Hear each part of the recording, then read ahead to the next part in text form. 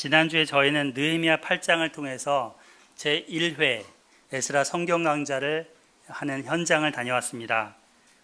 이스라엘 백성들이 하나님의 말씀을 듣고 죄를 깨달으니 펑펑 울었고 하나님의 은혜를 깨달으니 기뻐하고 즐거워했습니다. 여호수아 이래로 그동안 지켜보지 못했던 초막절을 보내면서 에스라의 강독을 듣고 일주일간 그 말씀을 듣는 것을 보았습니다. 결국에 그들이 기도하고 하나님 앞에 견고한 언약을 세워 임봉하는 그런 모습도 보았습니다.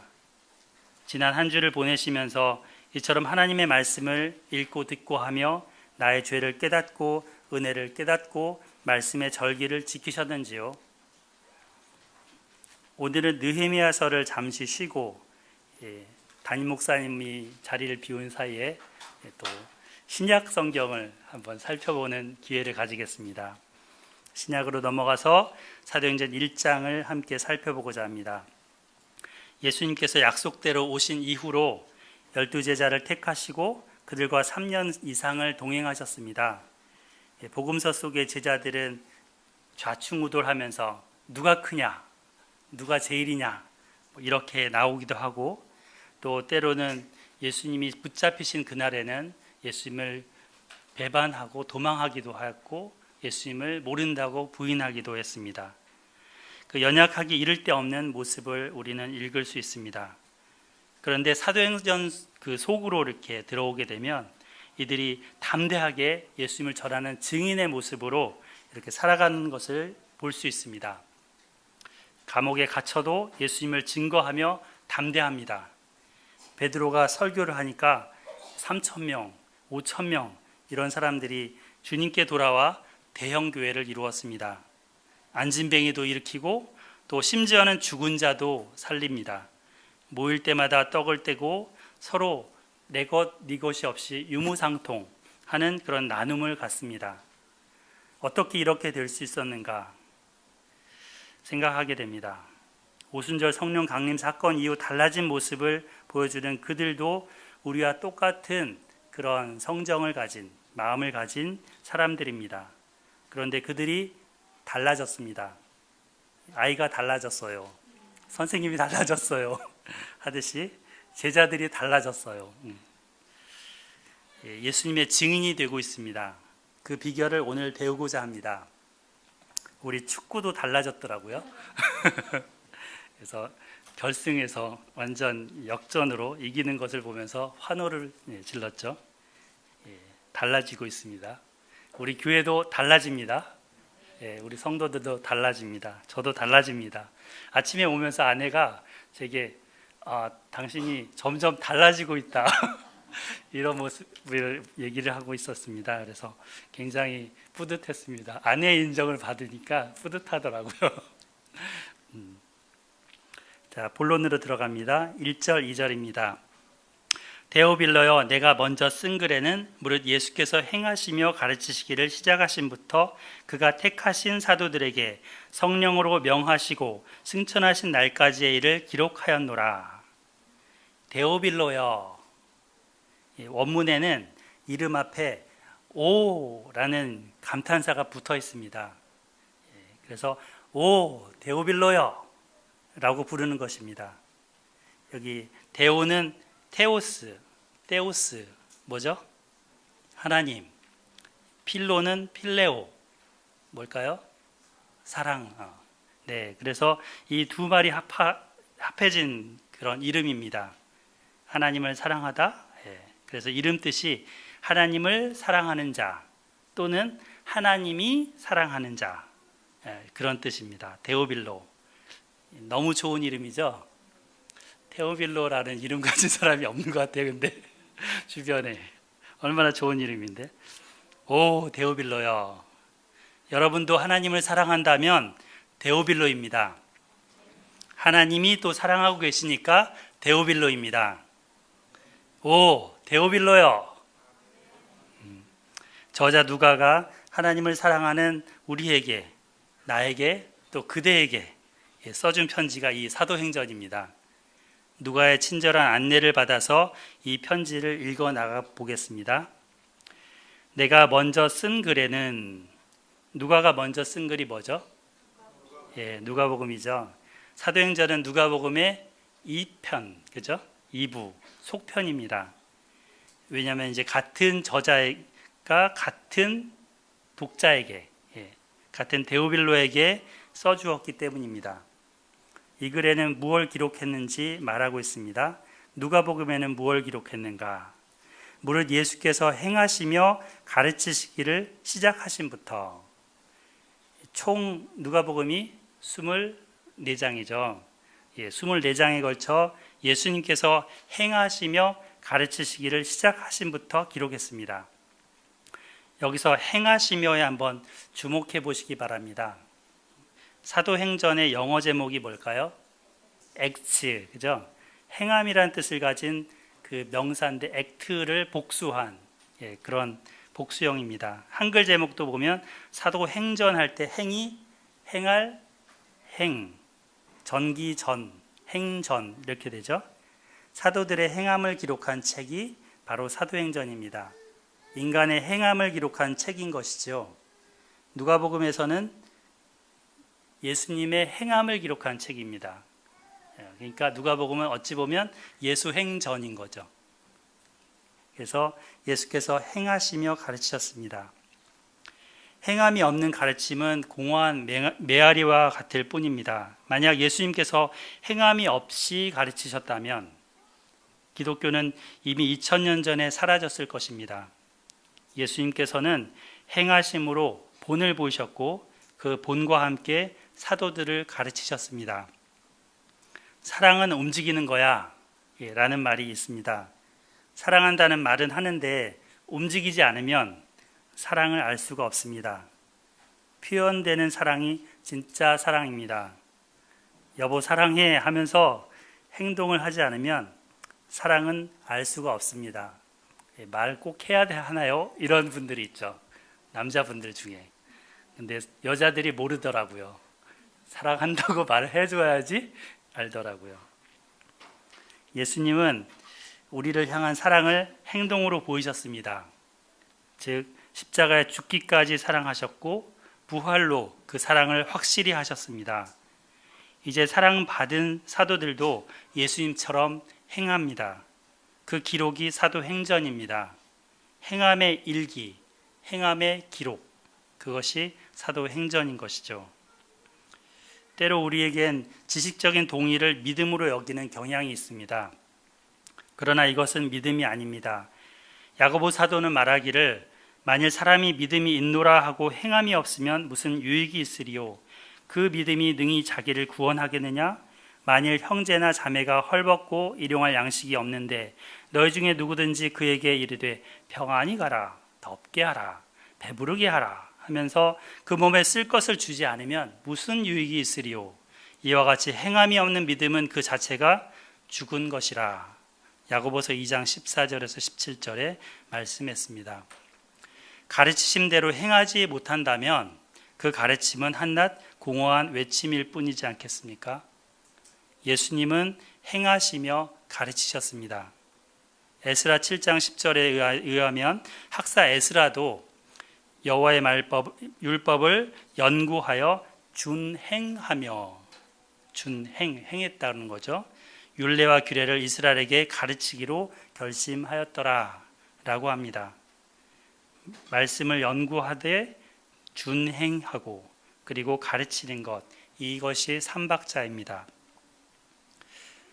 계속해서 본문을 살펴보면 그가 택하신 사도들에게 성령으로 명하시고 승천하신 날까지의 일을 기록하였노라 라고 했습니다. 누가복음 24장은 53절이 끝입니다. 한번 펼쳐서 보겠습니다. 51절부터 한번 보실까요? 사실 요한복음이 사이에 딱 있는데 이 성경 편집을 누가복음 다음에 사도행전 이렇게 붙여놓으면 딱 이어질 텐데요. 네. 51절부터 제가 읽어보겠습니다. 축복하실 때 그들을 떠나 하늘로 올려지시니 그들이 그에게 경배하고 큰 기쁨으로 예루살렘에 돌아가 늘 성전에서 하나님을 찬송하니라. 여기까지 예수님께서 사도들에게 명하시고 승천하신 날까지의 기록입니다. 3절입니다. 다시 한번 사도행전 돌아오세요. 3절. 그가 고난 받으신 후에, 즉 예수님께서 로마 군인들에게 붙잡히시고 채찍당하고 또 십자가에 달려 못 박혀 죽으신 후에 또한 그들에게 확실한 많은 증거로 친히 살아나심을 나타내사, 예수님은 자신의 다시 살아나셨음을 확실하고도 많은 증거로 나타내셨습니다. 나 진짜 살아난 거야. 진짜라니까. 내 말하는 것만 봐봐. 이래도 안 믿어? 여기 손을 한번 봐봐. 못 박혔던 손. 또 이 옆구리 한번 봐봐. 옆구리에 창에 찔렸던 허리. 이렇게 또 보여주시고, 그래도 믿지 못하겠어? 음식을 한번 갖고 와봐. 그래서 떡과 이제 물고기를 다 갖다 드리니까 맛있게 또 드시면서 말씀하셨습니다. 내가 진짜 살아난 것이다. 어떻게 죽었던 자가 살아난단 말인가? 여러분 주변에 혹시 죽었는데 다시 살아난 것을 보신 분? 나 봤다. 죽었는데 다시 살아났다. 없잖아요. 우리의 경험으로도 있을 수 없는 일입니다. 죽으면 관에 들어가고 또 관에 들어가서 관이 땅에 들어가고 그 땅에 들어간 그 죽은 몸은 흙이 되는 것이 상식이죠. 제자들은 예수님 죽는 것을 두 눈으로 똑똑하게 이렇게 똑똑히 보았었습니다. 십자가에 못 박히신 예수님은 좌우의 두 행악자와 함께 사형당했습니다. 양손과 발에 대못이 박히고 허리에 창이 찔려서 그 옆구리에 피와 물을 쏟으며 죽으셨습니다. 그리고 세마포에 쌓여 무덤에 넣고 큰 돌로 임봉했습니다. 도무지 천사들의 부활하셨다는 말을 듣고도 여자들도 못 믿었었는데 나중에는 믿고 제자들에게 와서 그 소식을 알렸습니다. 근데 그 여자들의 부활했다는 말도 믿지 못했었습니다. 누가복음 24장 11절에 보면 이런 말을 하고 있습니다. 사도들이 그들의 말이 허탄한 듯이 들려 믿지 아니하나 베드로는 일어나 무덤에 달려가서 구부려 들여다보니 세마포만 보이는지라. 직접 확인해 보는 베드로. 그 된 일을 놀랍게 여기며 집으로 돌아가니라. 여전히 믿지는 못했고 놀랍게만 여겼죠. 엠마오로 데려가던 두 제자도 이미 여자들의 살아났다는 소식을 전해 들었지만 믿지 않고 낙심하면서 내려가고 있었습니다. 다시 살아나신 예수님께서 그들에게 나타나셔서 모세와 선지자와 이 시편, 곧 구약을 시작으로 해서 모든 성경에 자기에 관한 것을 자세히 설명하셨습니다. 확실히 많은 증거로 친히 살아나심을 나타내시기를 40일 동안이나 그렇게 보이신 것입니다. 누가복음 24장 36절부터 43절 보면 제가 한번 읽어볼게요. 이 말을 할 때 예수께서 친히 그 가운데 서서 이르시되 너에게 평강이 있을지어다 하시니 그들이 놀라고 무서워하여 그 보는 것을 영으로 생각하는지라. 귀신으로 생각했던 거죠. 예수께서 이르시되 어찌하여 두려워하며 어찌하여 마음에 의심이 일어나느냐. 내 손과 발을 보고 나인 줄 알라. 또 나를 만져보라. 영은 살과 피가 없으되 너희 보는 바와 같이 나는 있느니라. 이 말씀을 하시고 손과 발을 보이시나 그들이 너무 기쁨으로 아직도 믿지 못하고 놀랍게 여길 때 이르시되 여기 무슨 먹을 것이 있느냐 하시니 또 증거를 또 보이시죠. 이에 구운 생선 한 조각을 드리니 받으사 그 앞에서 잡수시더라. 예수님이 하여튼 보여줄 수 있는 거는 다 보여주시죠. 자신이 부활했다는 증거를.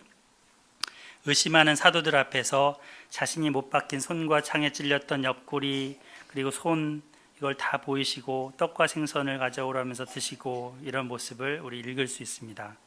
친히 살아나심을 그토록 확실히 많은 증거로 나타내신 것은 이제 사도들이 예수님의 부활을 증거하는 증인들이 되어야 하기 때문입니다. 십자가에 죽으신 예수님만이 아니라 부활하신 예수님을 전하는 증인들이 사도들의 직무입니다. 예수님께서 확실히 많은 증거, 도무지 부정할 수 없는, 부인할 수도 없는 그 증거들을 들이밀면서 나타내셨습니다. 이제 제자들도 직접 보고 듣고 경험해서 이제 예수님이 부활했다는 것을 확실히 믿게 됐으니까 증거할 수 있고 또 증인될 수 있습니다. 예수님의 증인. 법정에 가면 증인 나오세요 하시고 증인 선서하세요 하죠. 증인 선서. 본인이 듣고 보고 안 것만 말하고 거짓말을 하면 책임을 지겠습니다 합니다. 이게 증인입니다. 제자들은 그 증인이 되는 것입니다. 40일 동안 그들에게 보이시며 하나님 나라의 일을 말씀하시니라. 40일간 예수님은 제자들에게 하나님 나라의 일을 말씀해 주셨습니다. 모세의 율법과 선지자의 글과 시편, 곧 구약 성경에 예수님을 가리켜 기록된 모든 것이 이루어져야 하리라 한 말이 이것이다 하시면서 부활과 하나님의 나라를 말씀해 주신 것입니다. 너희는 이 모든 일의 증인이라. 하지만 제자들은 아직은 준비가 안 됐습니다. 여전히 두려움이 있습니다. 아직 전쟁터에 나가기 전에 무장되지 못한 그런 군인과 같습니다. 법정에 나가 서기 전에 준비되지 못한 그런 사람과 같습니다. 성령께서 그들에게 오셔야 합니다. 성령 세례를 그들이 받아야 합니다. 4절을 같이 한번 읽어보겠습니다. 4절 시작.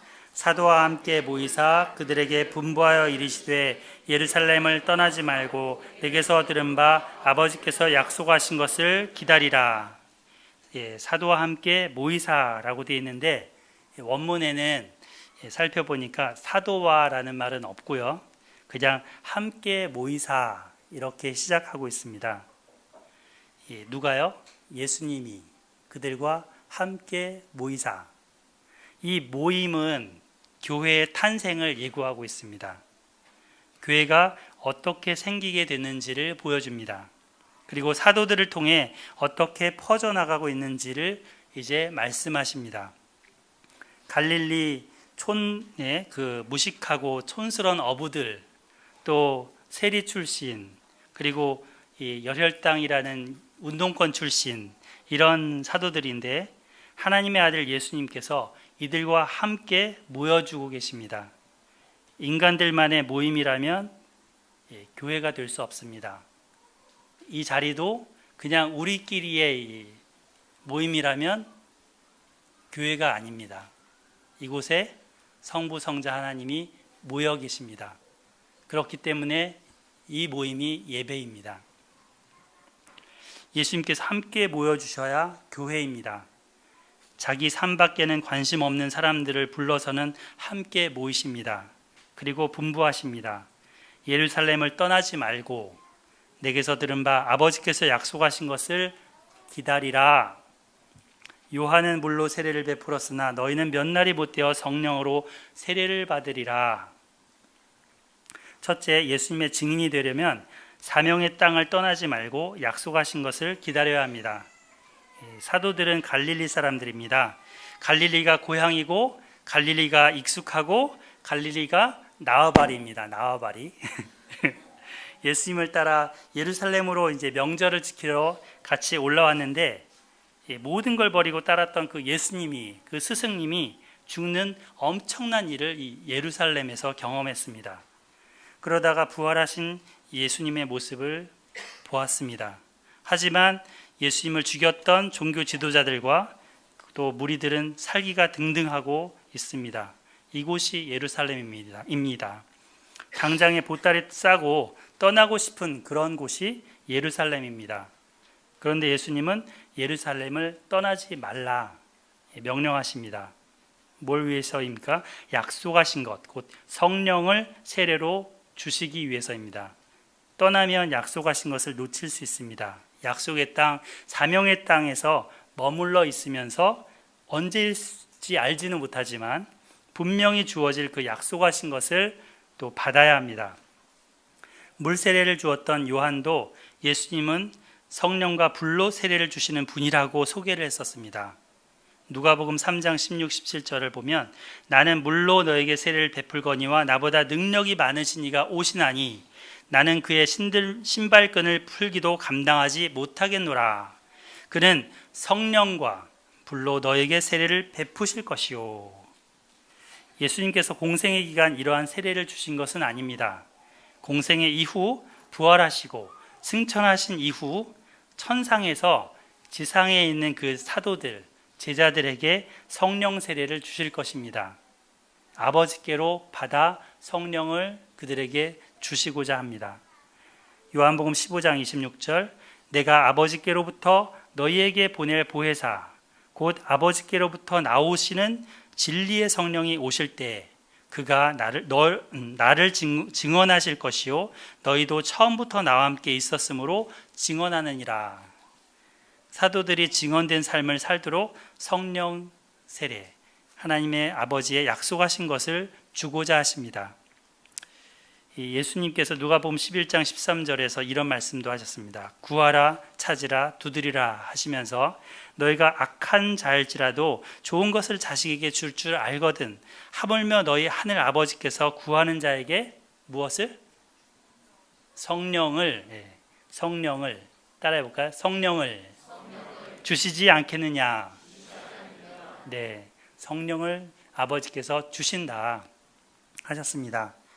사도들은 아버지께 성령을 구하고 그 성령을 받아야 합니다. 예수님께서도 공생의 사역을 시작하실 때 세례 요한에게 물 세례를 받으셨는데 그때 성령께서 비둘기같이 하늘의 문이 열리면서 하늘에서 예수님께로 내려오셨습니다. 사도들도 이제 증인돼서 복음 전파 사역을 하게 될 것이므로 그들도 성령 세례를 받아야 합니다. 사도들이 힘으로 자기들의 힘으로 예수님을 증언하는 그런 증인이 아닙니다. 그들의 능력, 지식, 의지로 할 수 없습니다. 이것으로 사람을 변화시킬 수 없습니다. 성령께서 그들을 도구 삼아 성령께서 일하셔야 합니다. 성령으로 아니하고는 누구든지 예수를 주시라 할 수 없기 때문입니다. 그 약속하신 성령이 오실 터이니 위협과 살기가 가득해서 잡으려고 하는 그 당국자들이 있는 예루살렘이지만 이곳을 떠나지 말고 기다리라 하십니다. 하나님의 구속사에서 이 예루살렘은 굉장히 중요한 그러한 도시입니다. 이사야가 말하길 율법이 시온에서부터 나올 것이요. 오늘 여기 시온이 왔습니다. 시온.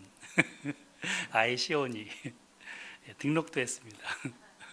하여튼 시온에서부터 나올 것이요. 시온은 예루살렘을 이렇게 세운 그 도시의 바닥이 되는 산 이름입니다. 시온산. 그래서 곧 예루살렘과 같은 동의어이죠. 그래서 율법이 거기에서부터 나올 것이고 여호와의 말씀이 예루살렘에서부터 나올 것이라 했습니다. 다윗 왕이 그 도시를 여부스 족속으로부터 탈환한 이후 이곳에 성전이 세워지고 하나님의 도시가 됐습니다. 예루살렘은 하나님께서 임재하시는 곳이며 말씀이 이곳에서부터 퍼져나가는 구심점이 됐습니다. 그리해서 사도들은 고향 갈릴리로 돌아가면 안 됩니다.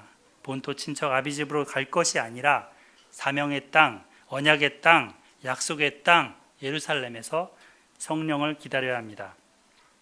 대체로 이제 자기의 형편이나 사정을 생각하면서 이동할 장소를 고려하죠.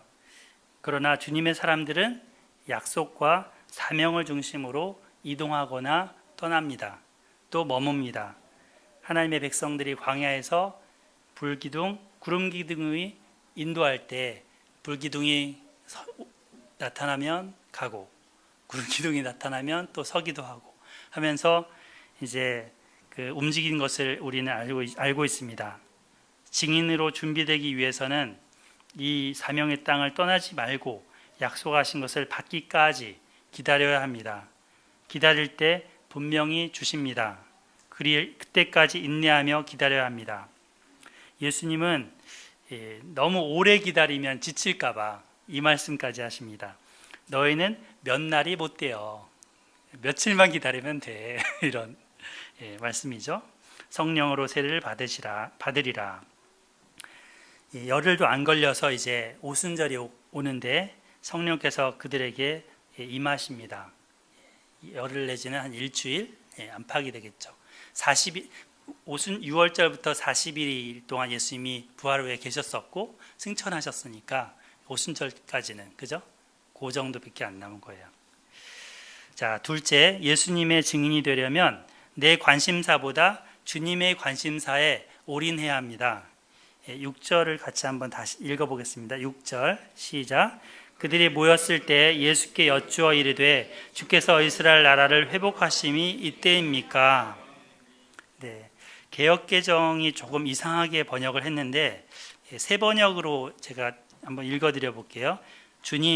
주님께서 이스라엘에게 그 나라를 되찾아 주실 때가 바로 지금입니까?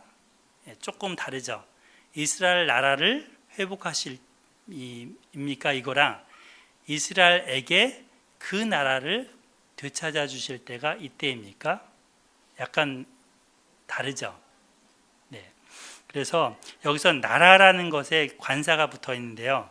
그 나라입니다. 그냥 이스라엘 나라가 아니라 1장 3절에 보면 나오죠. 어떤 나라요? 하나님 나라. 그 하나님 나라를 가리킵니다. 이제 하나님 나라를 이스라엘에게 돌려주실 때가 지금입니까? 이런 질문이에요. 이스라엘은 바벨론 포로 귀환 이후로 페르시아와 헬라와 로마로 이어지는 강대국의 지배 속에 살아왔습니다. 왕이 있긴 했지만 폭군 헤롯 왕은 분봉왕으로 자기 배만 불렸습니다. 강대국 로마의 앞잡이만 했던 왕이었습니다. 백성들은 피폐하고 로마의 세금 착취에 숨통이 막혔습니다. 로마 군인들의 군화 발자국만 들어도 숨 죽여야 했습니다. 이스라엘에게 그 나라, 하나님 나라를 되찾아 주실 때가 지금인지요. 다윗 위에 예수님이 앉으셔서 그 능력과 권세로 로마를 깨부수시고 이스라엘을 높여 세워주실 때가 지금인지요. 다윗과 솔로몬 때와 같이 영화로운 그 때를 다시 회복시키실 때가 지금인지요. 하지만 이 질문은 조금 잘못됐습니다. 이미 하나님 나라는 예수님의 행하시며 가르치심을 시작하심부터 도래했습니다. 회개하라, 하나님 나라가 가까웠느니라. 예수님은 이렇게 말씀하시며 사역을 시작했습니다. 죄인들을 용서하시고 각종 병자들을 고치시고 귀신을 내어 쫓으시고 하나님의 통치하심이 이미 이루어진 것을 보여주셨습니다. 그리고 요한의 제자들에게도 이것을 너희가 보았다면 하나님 나라가 이미 왔다는 것을 요한에게 알려주라고 했습니다. 현재 사도들의 관심은 여전히 자기들의 국가의 회복에 있었지만 주님의 관심사는 그들이 예수님의 증인이 되어서 복음을 전달하는 것입니다. 예수님께 드리고 싶은 질문은 우리는 어떤 것들을 갖고 계신지요? 우리의 관심사는 무엇인지요? 그리고 주님의 관심사는 무엇인지요? 저는 이제 연구소라는 회사를 다니고 있습니다. 그 연구소에서 하는 일은 이제 공원 녹지 연구를 정책을 만들어내는 그런 입장입니다. 그래서 어떻게 하면 좋은 주제를 선정해서 또 잘 이 연구를 진행해서 결과를 만들어 갖고 이제 이 윗분들한테 잘 보일까 그런 데 관심이 있습니다. 그리고 이제 연구를 진행하면서 현장을 다니고 요즘은 주로 공원 답사를 많이 다닙니다. 뭐 서울숲도 가고 응봉공원, 보라매공원, 여러분들 근처에 있는 공원들을 돌아다니면서 이제 사진도 찍고 또 거기서 일하시는 분들과 인터뷰를 하면서 어떤 애로점이 있는지 뭘 좀 고쳐야 되는지 이렇게 듣기도 하고 해서 이걸 다 이제 기록하고 나중에 보고서를 쫙 만들어 갖고 이제 내면 그게 시의 정책관이 딱 보고 시의 정책으로 또 쓸 수 있는 것들은 쓰기도 합니다. 그래서 시민들에게 혜택이 돌아갈 수 있도록 그게 제 관심사입니다. 오늘 여러분 어떤 관심사를 갖고 있습니까? 또 나라적으로도 우리가 보면 이제 얼마 전에 남북 공동 성명을 했고 또 정상회담도 했고 북미 또 한미 정상회담도 했고 그래서 많은 세계 이목들이 우리나라에 집중돼 있잖아요. 그래서 이 나라의 평화 안녕을 우리는 사모하고 있습니다. 전쟁이 그치고 이 나라의 영원한 평화가 이제 이루어지기를 기대합니다. 근데 언제나 나를 중심으로 이러한 소원을 갖고 있습니다. 우리 나라, 우리 집, 내 몸 이런 거를 회복시켜 주시기를 바라면서 그때가 지금입니까, 주님? 이렇게 묻는 것이죠. 그런데 예수님께서는 제자들에게 어떤 답변을 하십니까? 7절과 8절을 큰 소리로 읽어보겠습니다. 시작. 이르시되 때와 시기는 아버지께서 자기의 권한에 두셨으니 너희가 알 바 아니요 오직 성령이 너에게 임하시면 너희가 권능을 받고 예루살렘과 온 유대와 사마리아와 땅끝까지 이르러 내 증인이 되리라 하시니라. 때와 시기는 너희들이 알 바가 아니다. 신경 꺼라. 그건 아버지 권한이야. 이스라엘 나라의 회복은 아버지께서 때와 시기를 잡고 계시니 너희가 알 바가 아니다. 이렇게 말씀하십니다. 근데 누가복음에 보면 이스라엘이 회복된다기보다는 로마의 군대에 의해서 성전은 박살나고 나라를 잃고 그리고 흩어진다라는 예수님 예고를 하고 계십니다. 이 부분도 제가 그 8절을 직역을 해봤는데요. 너희가 권능을 받을 것이다. 성령이 너희에게 임하실 때 그리고 나의 증인이 될 것이다. 예루살렘과 유대 전역과 사마리아와 땅끝까지 해서 그들이 성령 강림으로 권능을 받는 것 그리고 이후에 예수님의 증인이 될 것이 예수님의 주 관심사였습니다. 부활 이후에 승천하시기 전 40일 동안 가르치시고 명령하신 이유였습니다. 그들이 직접 부활하신 예수님을 보고 듣고 만진 바가 되도록 하셨습니다. 예수님께서 승천하여 올라가시면 그들은 이제 다른 보혜사 곧 성령을 의지해야 하며 성령의 인도하심과 지시하심을 따라 이곳저곳에서 예수님을 증언해야 합니다. 이것이 주님의 관심사입니다. 이 주님의 관심사에 나의 마음을 또 사도들도 그들의 마음을 붙들어 매야 합니다. 누가복음 19장 11절부터 보면 예수님께서 열문화를 하시는데요. 그 열문화에 보면 자신이 하나님 나라의 왕권을 가지러 갔다가 돌아오신다고 말씀하십니다. 승천하시고 재림하실 사이의 기간에 제자들이 하나님 말씀의 청지기가 돼서 그 사역을 감당해야 한다는 것을 제시하셨습니다. 어떤 귀인이 왕위를 받아가지고 오려고 먼 나라로 갈 때 그 종 열을 불러 열을 문화를 주며 내가 돌아오기까지 장사하라. 이 기간 동안 이방인들이 하나님 나라의 잔치에 참여하게 됩니다. 예수님의 십자가 부활 사건으로 하나님 나라가 이제 이스라엘을 넘어서 인종적 국가적인 그런 차원을 넘어서게 됩니다. 예수님의 증인이 되어 사도들은 예루살렘에서 나아가 온 유대와 사마리아와 땅끝까지 이르게 됩니다. 이것이 사도행전의 구조이기도 합니다. 1장부터 8장까지는 예루살렘에서 9장부터 12장까지는 유대와 사마리아에서 13장부터 28장 29장 이후로도 계속해서 땅끝까지 증인이 되는 예수님을 전하는 이야기가 지금까지 쓰여지고 있습니다. 우리는 지금 그 쓰는 저자의 저자는 아닐지라도 그 대상이 되고 있는 거죠. 우리의 삶이 사도행전 29장입니다. 사도행전 16장 11절부터 보면 우리가 드로아에서 배로 떠나라는 말이 나오는데 여기서 우리가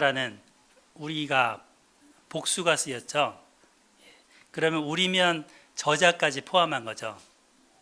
그래서 이 16장 11절부터 이제 누가가 사도 바울과 함께 그때부터 동행한 것이인 것을 알 수가 있습니다. 누가는 이 사도들로부터 그 이전의 이야기, 곧 예루살렘 교회 이야기, 또 유대와 사마리아의 복음 전한 이야기, 또 바울이 처음에 믿게 된 이야기, 그리고 1차 전도의 이야기, 이런 거를 다 들었고요. 바울과 이제 2차 전도여행 때 같이 동행하면서 보고 들은 것을 끝까지 현장감 있게 설명해 주고 있습니다. 바울이 나중에 로마 감옥에 갇힐 때까지도 디모데후서에 보면 누가가 같이 있는 것을 확인할 수 있습니다. 사도들은 이제 이방인들도 하나님 나라로 들어간다는 걸 도무지 받아들이기 어려운 현재 상태를 갖고 있습니다. 그런데 이제 나중에 그 사도행전 10장이죠. 거기 보면 베드로가 일어나서 잡아먹으라 이런 환상을 보고 또 고넬료로부터 보내온 사람들을 따라서 고넬료의 집에 가서 로마 백부장인 그 사람에게 복음을 전했더니 그에게 성령이 임하는 것을 확인했습니다. 그리고 이것을 예루살렘 교회의 사도들에게 증거하면서 하나님께서 이 일을 하고 계시다. 이방인에게 복음의 문을 열어서 그들에게 우리로 증거하게 하신다. 이런 것을 같이 증언하였습니다. 이후에 이제 핍박자 바울이 부활하신 예수님을 만나게 되는데 사도행전 9장이죠. 그때 이제 이방인의 사도로 택함을 받습니다. 그래서 하나님 나라의 일을 이제 그 1차 전도행, 2차 전도행, 3차 전도행, 나중에는 가이사랴 감옥에 2년 동안 갇혀 있다가 로마의 죄수의 몸으로 풍랑을 헤치고 가서 그 로마에서 이태 동안 있으면서 하나님의 나라와 예수 그리스도에 대해서 증거를 하고 있습니다. 우리의 그 관심사가 내 관심사에서 주님의 관심사로 이렇게 바뀌어갈 수 있기를 기도합니다. 내가 알 바가 아닌 것은 알려고 하지 말고 알아야 될 것을 알고 거기에 마음을 붙들어 매야겠습니다. 주님의 관심사를 다시 한번 읽어보겠습니다. 8절 시작. 오직 성령이 너에게 임하시면 너희가 권능을 받고 예루살렘과 온 유대와 사마리아와 땅끝까지 이르러 내 증인이 되리라. 아멘. 셋째, 예수님의 증인이 되려면 성령의 권능을 받아야 합니다. 오직 성령이 너에게 임하시면 너희가 권능을 받는다. 오순절 성령 강림 사건 이후에 베드로는 11사도와 함께 서서 예수님의 부활을 증언합니다. 그때 이 말을 듣는 사람들이 우리가 어찌할꼬 탄식하면서 회개하고 세례를 받고 성령을 받았습니다. 신도가 3,000이나 더했습니다. 또 나면서부터 안진뱅이 됐던 이 안진뱅이가 성전에서 구걸하고 있었는데 나사렛 예수의 이름으로 일어나 걸으라 하고 그의 손을 잡고 일으키니 그가 일어나 걷고 뛰며 하나님을 찬양했습니다. 사도들을 잡아 가두었지만 말씀을 듣고 믿는 자가 많아 남자만 그 수를 셌을 때 5,000이나 되었습니다. 베드로와 요한은 담대하게 말을 하였고 본래 학문 없는 범인으로 알았는데 이 제사장들과 종교 지도자들은 이것을 이상하게 여겼습니다. 종교 지도자들이 불러서 도무지 예수의 이름으로 말하지도 말고 가르치지도 말라 협박하자 베드로와 요한은 이렇게 대답합니다. 하나님 앞에서 너희 말 듣는 것이 하나님 말씀 듣는 것보다 옳은가 판단하라.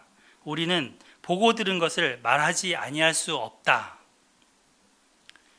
그래야 심지어 바리새인 가운데도 예수를 믿고 돌아오는 자들이 생겼습니다. 사도들이 안수할 때 성령을 받았습니다. 심지어 바울이 병든 자에게 손수건만 얹어도 나았습니다. 사도들은 성령의 권능을 받은 것입니다. 무엇보다 두려움에 떨면서 숨어있던 사도들이 바깥으로 뛰어나와 모진 핍박과 투옥에도 불구하고 담대하게 예수님을 증언하였습니다. 사도행전 28장 마지막 30절 31절은 이렇게 맞춰지고 있습니다. 바울이 온 이태를 자기 셋집에 머물면서 자기에게 오는 사람들을 다 영접하고 하나님 나라를 전파하며 주 예수 그리스도에 관한 모든 것을 담대하게 거침없이 가르치더라. 여기서 바울이 예수님에 관한 모든 것을 담대하게 거침없이 가르치는 것이 권능입니다. 전하지 않으면 그의 마음속이 타는 것 같았습니다. 빚진 자의 심정으로 빨리 그 빚을 갚아야 속이 풀리겠다 하는 마음처럼 예수님을 전했습니다. 예수님은 이것을 약속하고 계십니다. 머리카락 보일까 이렇게 숨어서 두려움에 떨던 사도들이 성령의 권능을 받고 담대하게 거침없이 예수님을 증언하게 될 것입니다. 예수님께서 행하신 것을 말하며 이보다 예수님이 행하신 것도 하며 이보다 더 큰 것도 하게 됩니다. 예루살렘에서부터 시작해서 온 나라 전역까지 곳곳에 퍼지게 할 것이며 이방 지역까지 나아가 예수님의 증인이 될 것입니다. 예수님이 누구신지, 또 예수님이 어떤 일을 행하셨는지, 이 예수님은 우리에게 어떤 분이신지, 우리는 어떻게 살아야 하며 예수님은 어떤 본을 보이셨는지에 대해서 본대로 아는 대로 전할 것입니다. 오직 성령이 너에게 임하시면 너희가 권능을 받고 예루살렘과 온 유대와 사마리아와 땅 끝까지 이르러 내 증인이 되리라. 이 말씀을 잘 보면 내 증인이 되라 하신 게 아닙니다. 권능을 받을 것이다, 이렇게 미래에 받을 것이다, 또 내 증인이 될 것이다, 미래에 그렇게 될 것이다, 이를 위해 그들은 떠나지 말고 기다려야 한다, 이렇게 말씀하신 것입니다. 되라 그러면 되게 부담스럽잖아요. 내 증인이 되라 약간 부담스럽죠. 근데 될 것이다. 성령이 임하시면, 이렇게 말씀하고 계십니다. 우리도 성령의 권능을 받게 되기를 기도합니다. 그래야 예수님의 증인이 되기를 바랍니다. 만나는 사람에게 예수님을 말하고 그들을 예수님께로 인도하는 증인 되기를 기도합니다. 본 것 들은 것을 담대하게 거침없이 말하게 되기를 바랍니다. 성령의 권능을 받아야 예수님을 담대히 전할 수 있습니다. 오늘날은 특히 그런 것 같아요. 특히 다원주의 시대에 살고 있고 불확실성의 시대에 살고 있고 또 상대주의 시대에 살고 있기 때문입니다. 신학도 보면 자유주의 신학이 있어갖고 자유롭게 하더라고요. 그래서 이 성경을 하나님의 말씀으로 보는 게 아니라 인간의 저작물로, 그리고 인간이 그냥 쓴 하나의 문학, 하나의 편집된 글, 이 정도로 보면서 막 이 성경을 헤집습니다. 이 부분은 내 생각에 안 맞으니까 틀렸어. 이 부분은 내 생각에 맞으니까 이 부분은 맞아. 이런 식으로 나오고 그 신학을 하신 분들이 목사님들이 됩니다. 그 목사님들이 이런 설교 강단에서 말씀을 선포하고 있습니다. 상당히 어두운 시대죠. 그리고 한편 또 예수님을 전하면 안 믿는 사람들 가운데는 이렇게 광신도로 여기는 사람들도 있습니다. 왜냐하면 교회에서 잘못하는 그런 모습만 보면서 너나 잘해, 이런 태도로 거부감을 표시하는 거죠. 예수님에 대해서 말을 해주면 이제 그것에 대해서 순수하게 받아들이는 사람이 몇이 안 됩니다. 그래서 사람의 지혜로 전달할 수 있는 게 아닌 것을 깨닫게 됩니다. 성령의 권능이 아니고는 증인으로서의 삶을 살기가 더욱 어렵습니다. 고린도전서 2장 1절부터 바울이 고린도에 갔을 때 어떻게 복음을 전했는지 그는 말하고 있습니다.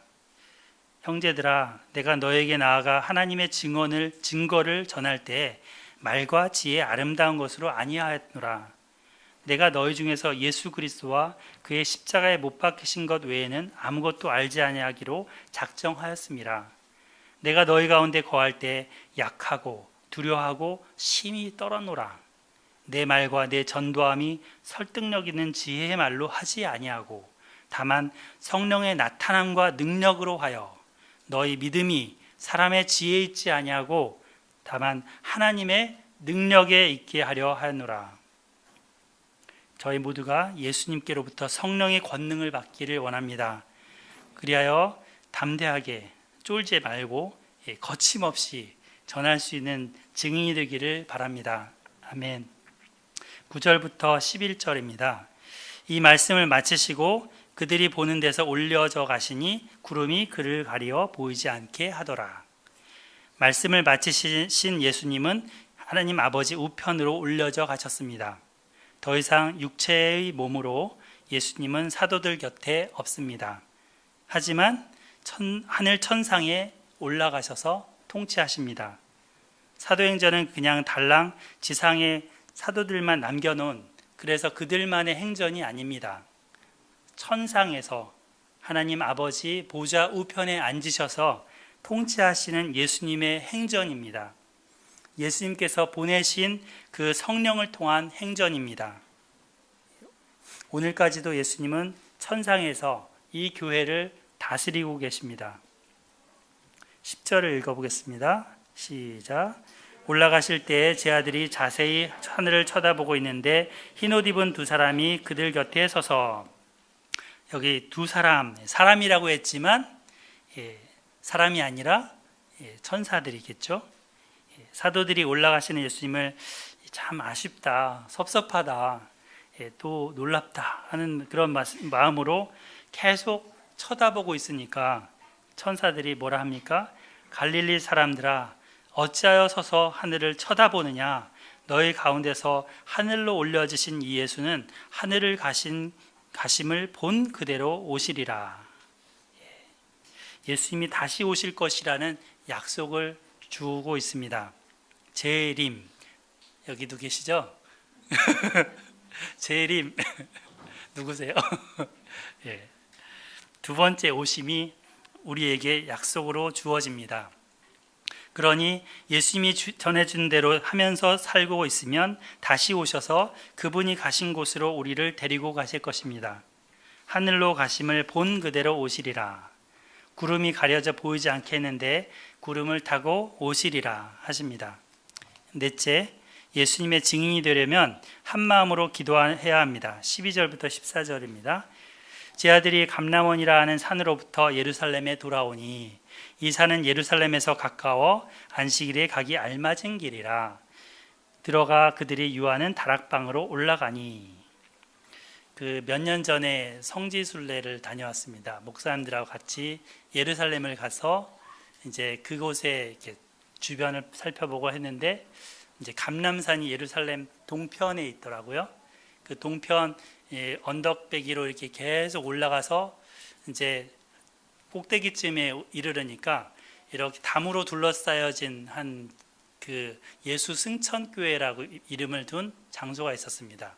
그래서 그 담으로 둘러싸인 게 문으로 이렇게 들어가니까 마치 종탑처럼 이렇게 세워 있는 하나의 건물이 있었고요. 그 건물 안에 들어가니까 사람들이 한 5명 정도 이렇게 쓸 수 있는 공간이 있는데, 이제 바닥에는 콘크리트로 이렇게 발자국을 이렇게 새겨놨어요. 그래서 그 장소에서 예수님이 하늘로 승천한 장소다라고 이제 안내해 주시는 분의 설명을 들었습니다. 거기서 이제 나와서 이렇게 감람원 그 겟세마네 기도하신 그 감람원 하는 그 교회까지 이렇게 쭉 내려와서 이제 골짜기 따라서 예루살렘으로 다시 들어왔는데, 이제 거기서부터 마가의 다락방이라는 장소가 있었는데요. 거기까지 오는 거리가 한 1km 정도 됐습니다. 그게 여기 이제 안식일에 가기 알맞은 길이라 하는 그 정도 길이입니다. 그래서 그 마가 다락방이라고 했던 장소로 올라갔는데 다락방이 아니었습니다. 그 굉장히 큰 홀, 우리 예배당과 여기 또 식당을 다 터도 더 큰 그런 큰 홀이었고요. 기둥들이 이렇게 받치고 있고 그런 장소였습니다. 그리고 그 장소에 가기 전에 이제 뭐가 있었냐면 다윗의 상이 있었어요. 그래서 그 다윗의 무덤이 거기서 얼마 안 떨어져 있다라는 것을 알 수 있었습니다.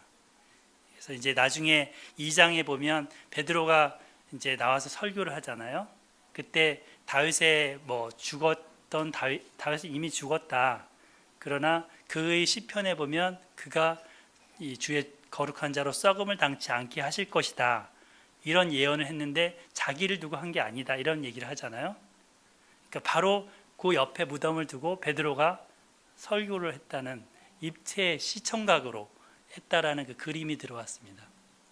그래서 이 성지순례도 참 유익이 있어요. 성경을 글로만이 아니라 직접 내가 마치 욥이 얘기하듯이 눈으로 배움나이다 이런 고백을 하게 되니까 여러분들은 한번 기회를 잡아서 꼭 갔다 오시면 좋겠습니다. 그래서 여기에 이제 누가 모였습니까? 다락방이 아니라 2층 위층방인 거죠. 위층방, upper room. 영어로 성경으로 보면 upper room이라고 나올 거예요.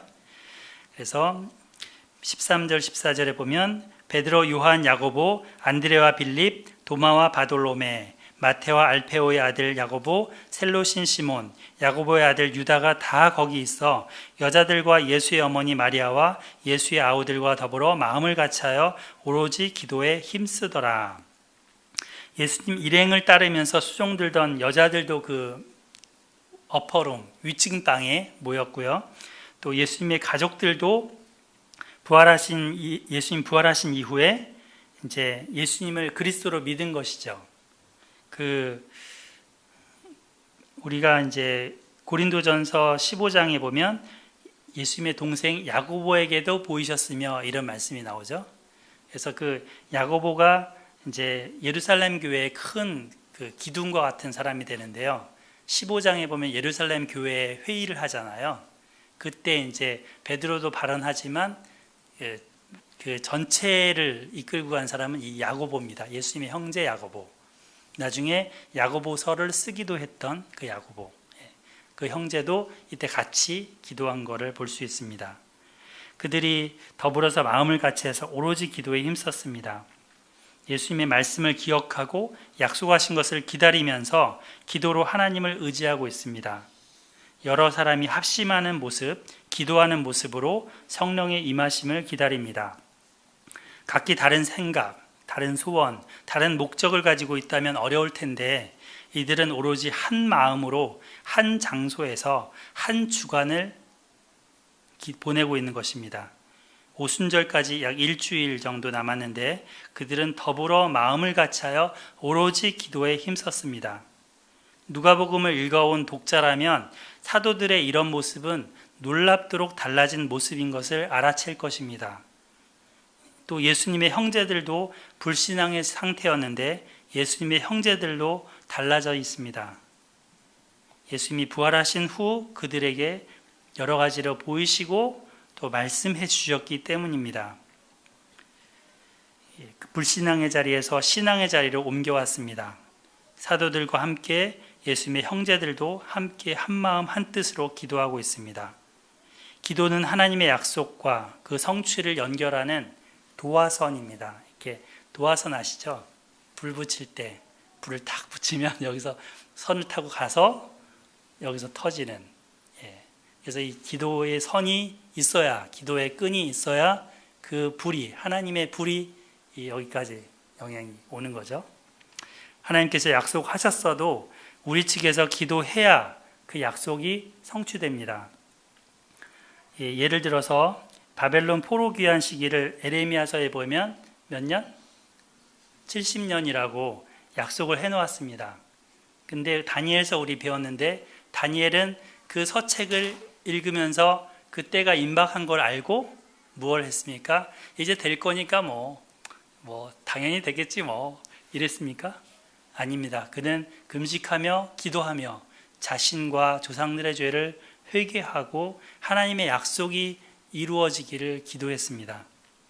그리고 이러한 많은 하나님의 기도의 사람들의 기도 가운데 바벨론 포로 귀환이 이루어졌습니다. 더불어 마음을 같이하여 오로지 기도에 힘쓰더라. 사도들은 아버지의 약속하신 것, 성령을 보내달라고 기도했을 것입니다. 이들의 기도 자세를 누가는 더불어 마음을 같이하여 오로지 기도에 힘쓰더라 라는 표현을 했는데 영어 성경 봤더니 all these with one accord were devoting themselves to prayer. 못하는 영어 썼는데요. 이렇게 얘기를 합니다. 그러니까 그 디보트는 헌신하는 거죠. 그들 스스로를 어디에? 기도에 헌신했다. 이 말이 이제 힘썼다라는 표현을 하고 있는데요. 이 힘썼다라는 표현은 자신을 붙들어 맨다, 이런 뜻이 있습니다. 그래서 기도에 자신을 거기에다가 붙들어 맨다, 그런 말입니다. 기도하지 않으면 큰일 날 사람처럼 기도하는 데 많은 시간을 보내고 기도의 마음을 붙들어 메었습니다. 이러한 기도에 힘쓰는 모습은 이후로도 사도행전에 주기적으로 나옵니다. 6장에 보면 사도들이 우리는 오로지 뭐 하는 일과? 기도하는 일과 또 뭐 하는 일에? 말씀 사역에 힘쓰리라 할 때도 여기 기도에 힘쓰리라 할 때도 같은 표현입니다. 예수님의 기도에 힘쓰는 삶이 그들의 본이 됐습니다. 사실 기도의 사람 예수님과 공생의 기간 동행했음에도 불구하고 제자들이 기도했다는 것은 누가복음에 등장하지 않습니다. 마지막 겟세마나의 기도에서도 졸져 기도한 게 아니라 예수님은 하지만 줄기차게 기도하셨습니다. 기도하신 예수님은 기도하는 사도들을 만들어냈습니다. 사도들이 기도하자 예루살렘 온 교회는 기도하는 교회가 되었습니다. 나중에 3장에 보면 베드로와 요한이 뭐하러? 기도하러 갈 때 안진뱅이를 만나거든요. 그들의 기도하는 습관을 살펴볼 수 있습니다. 겟세마네에서 절박하게 피땀 흘리시면서 기도하신 주님은 제자들에게 주기도문을 가르쳐 주셨을 뿐 아니라 비유로도 기도 비유를 많이 가르치셨습니다. 떡 3덩이를 위해 강청하는 친구의 기도, 낭망치 않고 구하는 과부의 기도, 자신의 허물을 솔직히 인정하는 세리의 기도, 이런 기도를 가르쳤고 하루도 빠짐없이 새벽 오히려 미명에 한적한 곳에 가셔서 기도하셨습니다. 때로는 밤을 새워 기도하셨고 사역 중반에도 기도하셨습니다. 바울은 우리에게도 권면합니다. 쉬지 말고 기도하라. 예수님의 증인된 삶을 살려면 기도하십시오. 모여서 합심하여 기도하면 더 좋겠습니다. 찬송가에 보면 전하고 기도해 매일 증인 되리라, 이런 찬송가 있죠. 이런 가사처럼 전하고 기도하고 전하는 우리가 되기를 바랍니다. 요즘 수요 기도회가 부흥해서 참 감사합니다. 이 기도회를 섬기시는 손길도 감사합니다. 말씀을 배우는 것뿐 아니라 기도함으로 주님 앞에 엎드리는 모습을 주님께서 기뻐하실 것입니다. 주님의 뜻에 맞추어 기도하는 성도들의 모습이 아름답습니다. 저희 교회가 성경 공부에 많은 부분을 할애하고 있고 또 많이 듣고 배우고 있지만 기도하지 않으면 한마음이 될 수 없습니다. 한마음이 안 되면 또 기도할 수 없습니다. 약 120명의 사람들이 한 장소에서 한 마음이 되어갖고 기도에 힘썼던 모습을 읽게 됐는데 저희 교회 규모랑 약간 비슷하다는 생각도 들었습니다. 이들이 기도했던 것처럼 기도할 수 있기를 바랍니다. 기도할 때 비로소 아버지의 약속하신 것을 우리가 받을 수 있습니다. 합심하여 기도할 수 있습니다. 아멘. 마지막으로 5째, 예수님의 증인이 되려면 온전한 그릇을 이루어야 합니다. 15절 후반부부터 17절입니다. 그때 베드로가 그 형제들 가운데 일어서서 이르되 형제들아, 성령이 다윗의 입을 통하여 예수 잡는 자들의 길잡이가 된 유다를 가리켜 미리 말씀하신 성경이 응하였으니 마땅하도다. 형제들아, 성경이 응한 것이 마땅하다, 이렇게 하십니다. 이 사람은 본래 우리 수 가운데 참여하여 이 직무의 한 부분을 맡았던 자라. 베드로가 그 형제들 가운데 일어서서 말합니다. 사실 베드로는 예수님을 3번 부인하고 난 이후에 잠잠했습니다. 하지만 붙잡히시던 날 밤 예수님은 시몬 베드로에게 이런 말씀을 하신 적이 있습니다. 시몬아, 시몬아, 보라, 네가 사탄이 너희를 밀가부르듯 하려고 요구했지만 그러나 내가 너를 위하여 네 믿음이 떨어지지 않기를 기도하였노니 너는 돌이킨 후에 네 형제를 굳게 하라. 예수님께서 베드로를 위해 중보기도 하셨습니다. 사탄이 그의 마음을 밀가부르듯 했지만 그 믿음이 떨어지지 않기를 기도해 주셨습니다. 이로 인해 베드로는 유다처럼 자살의 길을 가지 않고 그는 돌이켰습니다. 주님, 제가 주님을 사랑하는 줄 주께서 아십니다 하면서 사랑 고백하고 돌아올 수 있었습니다. 이제 형제들을 굳게 하려고 합니다. 그리고 그 형제들 가운데 일어섭니다. 3년 반 동안이나 자기들과 함께 다녔던 그 유다가 예수님을 배신하고 결국은 비참한 생을 마친 것을 말씀하신 성경이 응한 것을 베드로는 깨달았습니다. 배신자 유다는 은 30에 예수님을 당시 종교 지도자들에게 넘겨줬는데 그 예수님을 잡아 죽인 자들의 길잡이가 되었는데 이것이 성경에 쓰여 있는 것입니다. 그래서 그것을 인용합니다. 18, 19절을 보면 이 사람이 불의의 삭스로 밭을 사고 후에 몸이 곤두박질하여 배가 터져 창자가 다 흘러나온지라. 19세 이거는 이상일 것 같아요. 이런 장면은. 이 일이 예루살렘에 사는 모든 사람에게 알려져서 그들의 말로는 그 밭을 아겔다마라 하니 이는 피밭이라는 뜻이라. 마태복음 27장에 보면 유다가 은을 성소에 던져놓고 물러가서 스스로 목매어 죽은지라 라고 했습니다. 그런데 누가는 베드로죠. 베드로는 몸이 곤두박질하여 즉 위에서부터 거꾸로 떨어져서 배가 터지고 그 뱃속 창자가 다 바깥으로 흘러났다. 이렇게 그 유다의 죽음을 묘사하고 있습니다. 종합해 보면 유다가 뭔가 스스로의 목을 매달았는데 그 매단 것이 끊어졌든 아니면 매단 줄이 끊어졌든 땅에 떨어져서 이렇게 된 것임을 알 수 있습니다. 끔찍한 결말입니다. 예루살렘에 사는 사람이라면 이 뉴스거리를 누구나 알고 되었습니다. 베드로는 이제 20절에 보면 이렇게 말합니다. 시편에 기록하였으되 그의 거처를 황폐하게 하시며 거기 거하는 자가 없게 하소서 하였고 또 일렀으되 그의 직분을 타인이 취하게 하소서 하였도다. 다윗이 쓴 그 두 개의 시편을 인용하고 있습니다. 시편 69편 25절과 시편 109편 8절입니다. 69편은 그리스도의 수단과 배척을 예언하는 시편으로 신약 성경에 자주 인용이 됩니다. 주의 전을 사모하는 열심이 나를 삼켰나이다 이런 말씀도 나오죠. 그것도 여기 시편 69편에 나오는 부분입니다. 또 로마서에도 여러 번 인용이 되고 있습니다. 무고한 의인을 대적하고 괴롭히는 자에 대해서 저주를 구하는 시편입니다. 69편 25절에 보면 저희 거처로 황폐하게 하시며 그 장막에 거하는 자가 없게 하소서 이렇게 돼 있는데 베드로는 이제 저희라는 복수를 그라는 단수로 이 장막에 거하는 자가 없게 하소서를 거기 거하는 자가 없게 하소서로 약간 수정해서 제시하고 있습니다. 시편에서는 이제 다수의 원수가 대상이었지만 한 사람 유다를 이렇게 국한해서 말하고 있습니다. 하지만 유다는 이 어둠의 세력들, 사단과 종교 지도자들, 그들과 함께 작당하여 이 일을 한 것으로 볼 때 또 시편의 예언도 바릅니다. 그는 악의 세력과 결탁해서 직분을 벌였습니다. 사도의 직무를 버리고 자기 곳으로 갔습니다.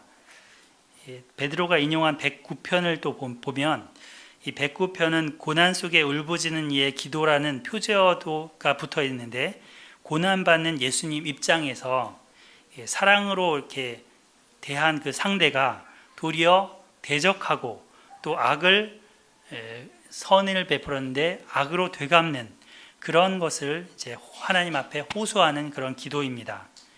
베드로는 이 시편에도 유다가 그같이 예수님을 대했던 것을 깨달았고 그 말씀대로 그가 죽었음을 본 것입니다. 그래서 타인이 그 직분을 타인이 취하게 하소서 이 말씀대로 한 가지를 제안합니다.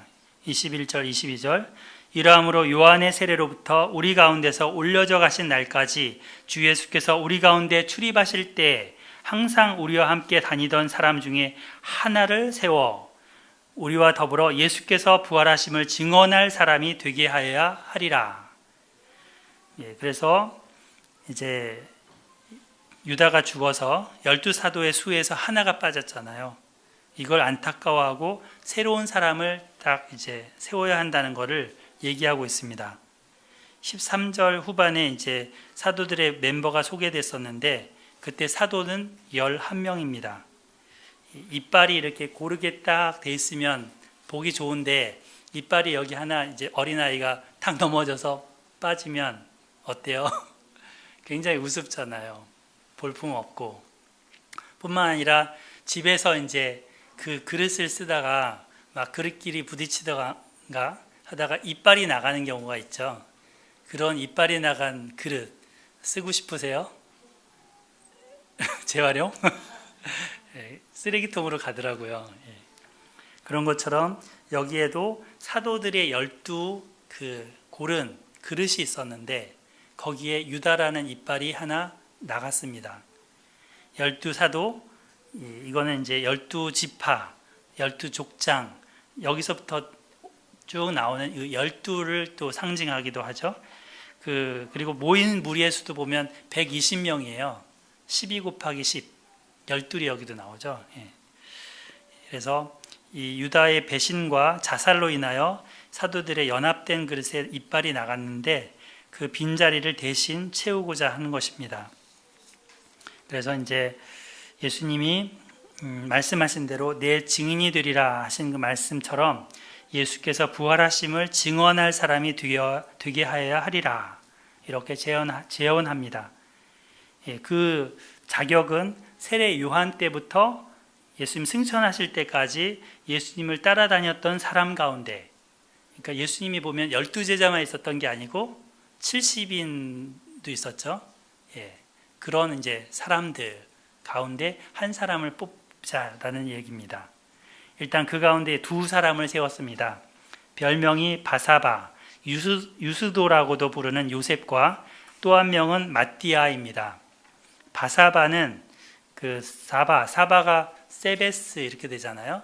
바는 바예수 할 때 바가 아람어로 아들이란 뜻이에요. 그래서 안식일의 아들.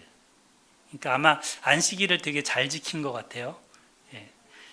그런 뜻이고, 그리고 유스도는 이제 헬라식 이름입니다. 좀 흔하게 불렸던 이름입니다. 그래서 이 요셉이라는 사람은 헬라식 이름 유스도, 또 별명 바사바 이렇게 가지고 있을 정도로 굉장히 그 그룹에서 잘 알려져 있던 인물이고 또 사도들도 선호하는 인물이 아니었을까 싶습니다.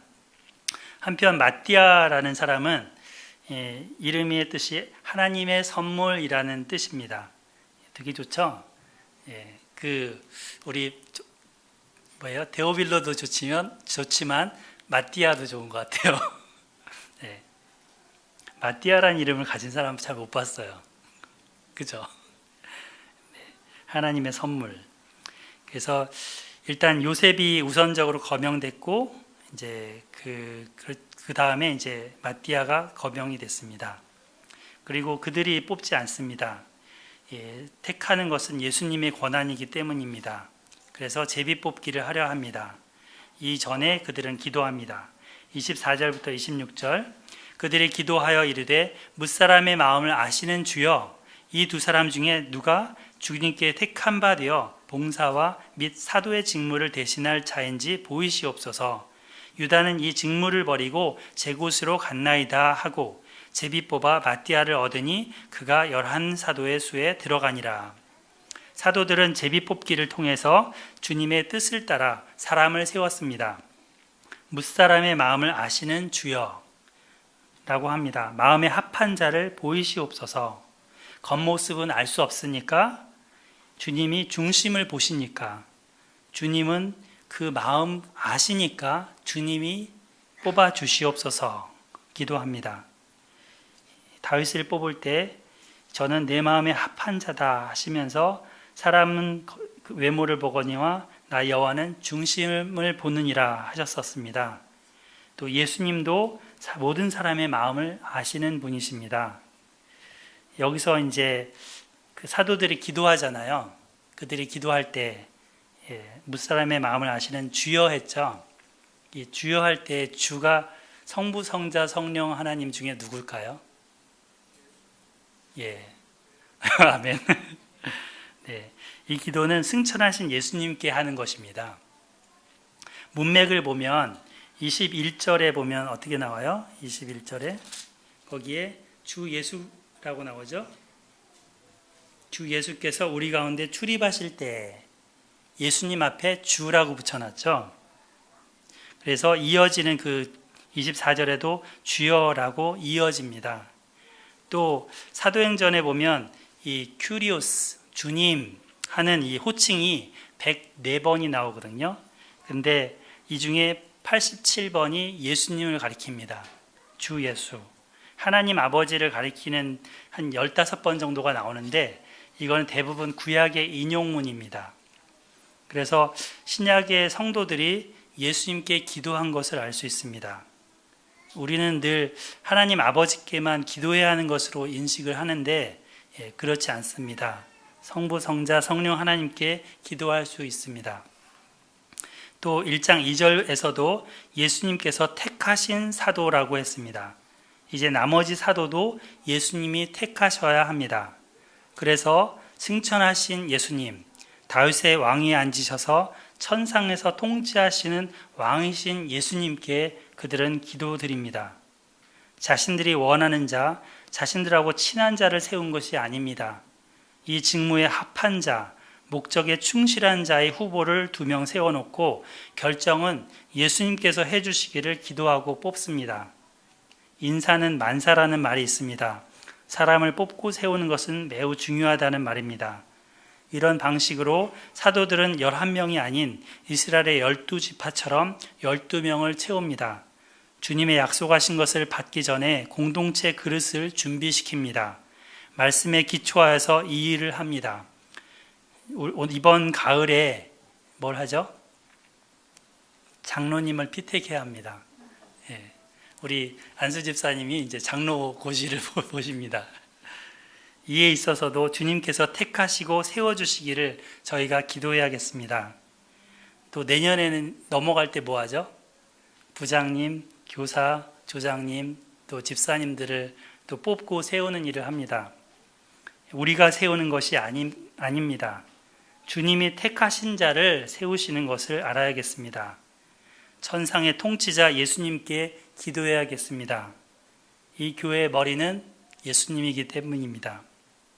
사도들은 기도하고 택하여 온전한 공동체의 그릇을 이루었습니다. 말씀을 마치겠습니다. 오늘 1장에서 저희는 이로써 예수님께서 내 증인이 되리라 하셨는데 그 무슨 분부를 하셨는지 또 사도들이 무엇을 했는지를 살펴보았습니다. 첫째, 사명의 땅을 떠나지 않고 약속하신 것을 기다립니다. 둘째, 내 관심사보다 주님의 관심사에 올인합니다. 셋째, 성령의 권능을 받아야 합니다. 넷째, 한 마음으로 기도해야 합니다. 그리고 다섯째, 기도함으로 온전한 그릇을 이루어야 합니다. 이 5가지를 생각하시면서 기도하고 마치겠습니다.